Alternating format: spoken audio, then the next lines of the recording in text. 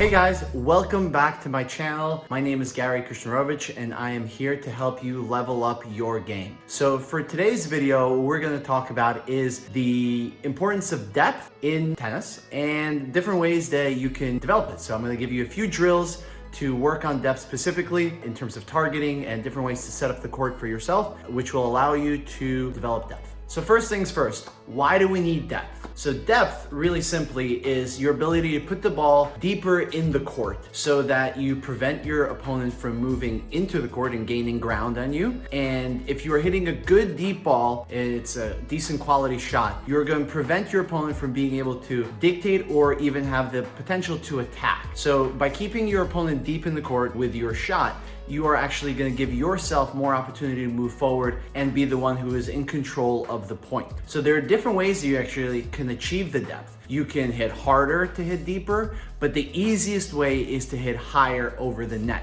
So take a player like Rafa Nadal. He averages about 94 inches of height over the net with his shots. That's a lot. That's not to say that that is the norm, but the norm is somewhere around 70 inches over the net, right? That's kind of where Roger plays, and that is a really great place to aim for. So think of that as maybe 1.5 racket lengths over the net, and that'll give you a really good target to aim for height-wise. The height, simple parabola, will then also give you the ability to hit deeper because the peak of the ball is higher and you'll be able to drop it back into the court with some added spin. So keeping your opponent back will limit their angles. So if we have a court diagram, their ability to create angle is vastly limited the deeper in the court they are. So you're forcing them to play through the court, which limits how much court you have to cover if you're defending against them. Much easier to play against, and it gives you the opportunity to then step into the court and create more angles, forcing them to run more. So the better you are with your court position, the more in control of the rally you are, and the more likelihood that you are going to win those points.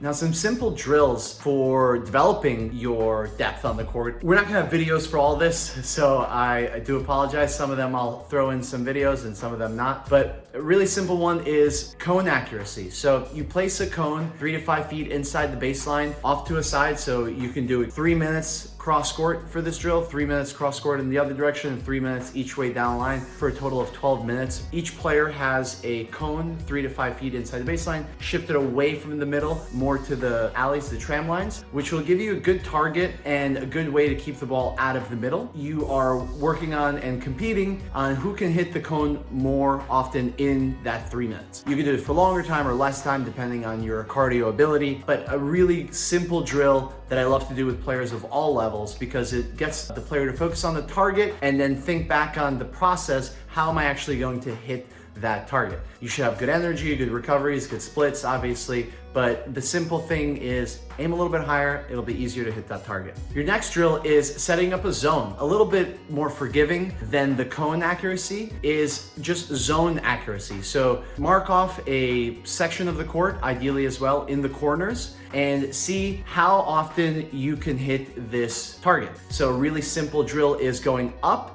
and down in numbers. So every time that you get a ball into the zone, let's say we're rallying cross court, every time you get the ball into the zone, it's adding 1 point. Every time you miss the zone, you subtract a point. So you're either going to plus 10 or minus 10. If you want to go below 0, you could just stop at 0. So it's a cooperative, semi-cooperative drill. You're trying to get the ball deep in the court, having good shape, making sure that you're doing it over and over and over again with good depth, and getting the player to hit to 10 in an allotted amount of time. So usually cap it at about 5 minutes for each section. You can do the same thing cross court and down the line, or you can go full court and they just have to find this corner of the court. In an allotted amount of time, they have to get to plus 10. Now the last drill, and this is a really simple one, requires just a little bit of DIY, is creating a rope line using 2 broomsticks. So you get 2 broomsticks and just some rope or some lanyard or any way to kind of mark visibly the height of the net, and you make basically an added level to the net. You double the net's height and you have to hit over the net past the service line for a certain amount of reps. A great number to aim for is how many times can you get to 20? So 20 consecutive times over that marker past the service line for each player. So it's going to be a 40 ball rally. They are going to try to aim high over the net, get the ball deep. They have about let's say 15 minutes to complete this drill 3 times. So using good quality ball, not just pushing and tapping the ball to get it nice and high, but marking that rope will get you to aim higher over the net, accelerate so that you could get the ball to dip back down over the rope and give you confidence with your depth and build up your shot quality and consistency as well. I hope you guys got a lot out of this video. Don't forget to like this video and subscribe to this channel, and make sure you tune in next week